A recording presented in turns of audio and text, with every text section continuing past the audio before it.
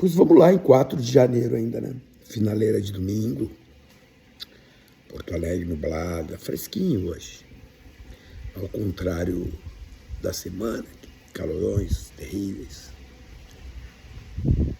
As reflexões para 26 se apresentam. Sabe vocês, né? A minha área de atuação é o mundo do direito, né? Eu trabalho com direito desde antes da minha formatura.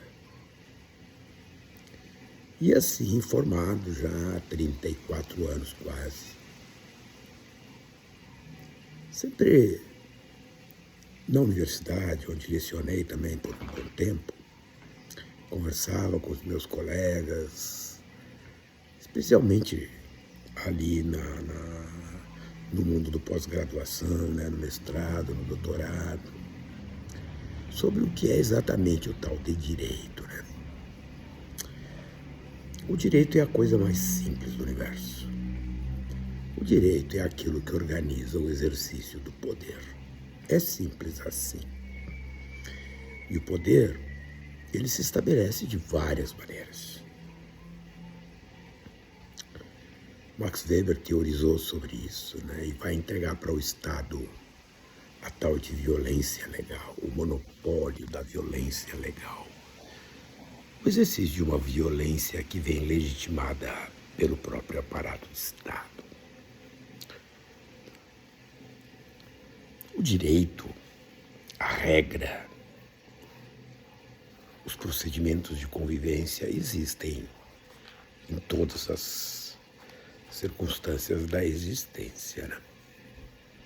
Até para juntar um morto na guerra tem regra. Até para que a viagem das autoridades de um determinado estado aconteçam, existem protocolos, regras. Jamais o titular do poder viajará junto com aquele que o substitui. São regras. Só que as regras, elas são usadas quando é necessário. Quando alguém não vai cumpri-la, tem alguém que vai dizer, opa, não é assim. Portanto, os nossos cotidianos, eles se organizam e nos dão a falsa impressão de que o direito é simplesmente um conjunto de regras, de leis, de normas, resoluções, portarias e etc. Mas não. O direito é a derivação do exercício do poder político. Simples assim. A mais alta instância do direito é a política. E a política é o ambiente onde o poder se constrói. E o poder se constrói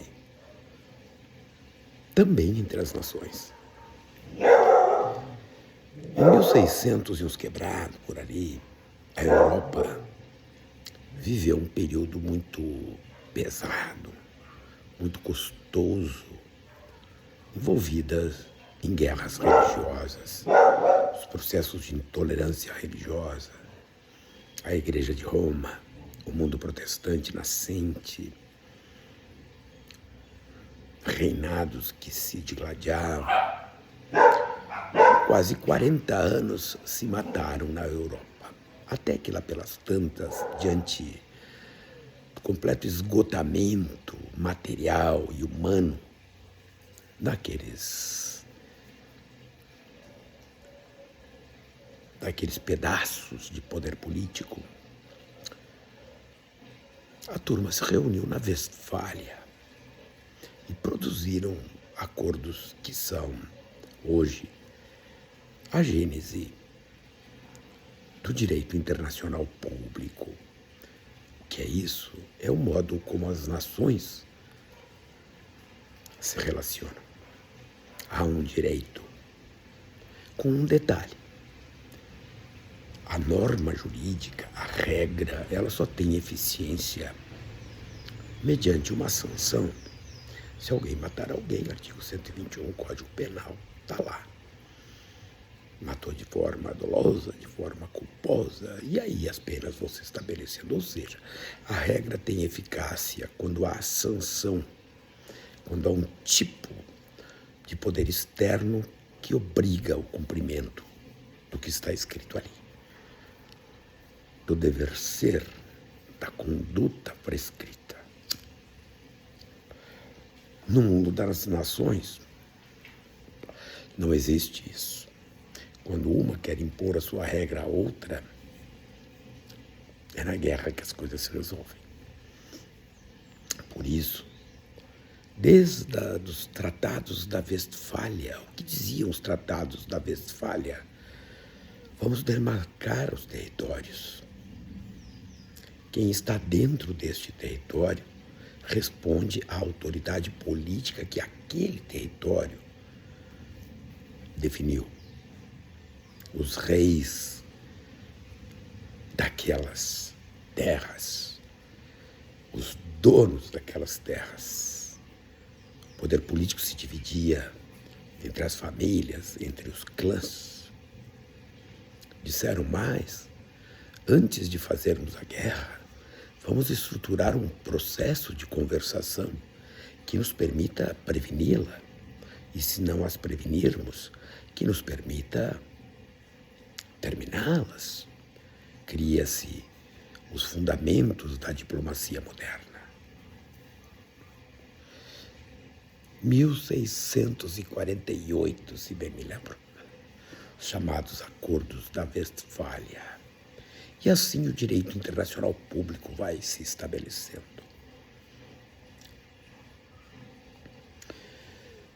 Quando nós não prestamos atenção nessas questões, nós trazemos para o centro da civilização a possibilidade da barbárie, porque a barbárie ela se realiza no mundo da política.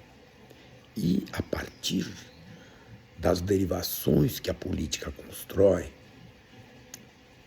se estabelecem as regras de convivência, as regras jurídicas de convivência. O Terceiro Reich, por exemplo, teve à sua disposição um grande jurista chamado Carl Schmitt. E por onde passarmos por qualquer estruturação de poder, sempre terá ali um jurista, alguém que vai organizar os protocolos de convivência. Por que eu estou falando tudo isso, minha gente? Porque esse treco da Venezuela não acontece pela primeira vez na Venezuela. Na América do Sul, sim, esta maneira como os Estados Unidos intervieram. Sim, é a primeira vez que diretamente, de cara limpa, eles vêm e dizem o que eles são, imperialistas. Mas se nós formos ver as relações, por exemplo, de Israel com os palestinos, é isso que eu estou falando. Quando se fundou o Estado de Israel, como é que era o nome daquele lugar? Palestina. Se fez a demarcação em 1948. E o que fez o Estado de Israel, o sionismo israelense, foi ocupando. E assim faz. Na Cisjordânia, fez em Gaza. E a coisa exacerba. O poder político começa a gerar suas pretensões de controle e de regramento. Olha o que aconteceu. A partir desse governo ultra-reacionário do Netanyahu, com apoio dos Estados Unidos. Ou seja, as regras do direito público internacional, as favas, se subordinam às bombas. Eu estou falando de quê? De vida real. O Putin, quando se sente ameaçado pela possibilidade da Ucrânia, esse seu pretexto, buscar a OTAN, o que ele faz? Guerra. Qual é o pretexto americano para invadir a Venezuela? Narcotráfico, sendo que 95% da cocaína que entra nos Estados Unidos provém da Colômbia e do Peru, dito por quem? Pelo próprio Departamento de Entorpecentes dos Estados Unidos. Então, minha gente, quando nós falamos de direito, nós estamos falando de política, de poder. E para que a vida seja menos pior, vamos terminar com uma locução. Me engana que eu gosto. Deixa de lado. Procura compreender as coisas como elas são. Por mais que elas te desagradem. Compreenda.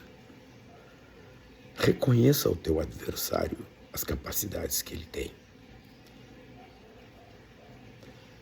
É a primeira regra da política para que possamos vencer. A política é a organização de interesses. E interesses, acreditem, eles não vêm estruturados a partir de normativas morais. Não. Vejam o que disse o Trump com todas as letras.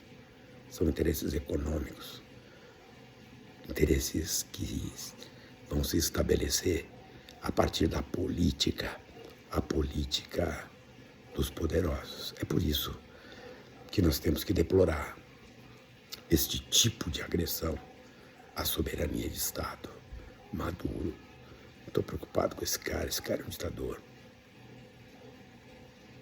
O que eu estou preocupado é com o dia de amanhã. E eu faço uma pergunta para encerrar. Quer dizer então que o Putin podia fazer o que fez? Quer dizer então que o Netanyahu podia fazer o que fez? Não, né? Não, né? Tem limite, tudo tem limite. Mas, às vezes, este limite só acontece, só recebe regramento a partir da tragédia. Não vamos longe. Vejam a Primeira Guerra Mundial, vejam a Segunda Guerra Mundial, vejam Gaza, vejam a Ucrânia, vejam os processos do Oriente Médio, etc, etc e etc. Vamos falando sobre essas coisas.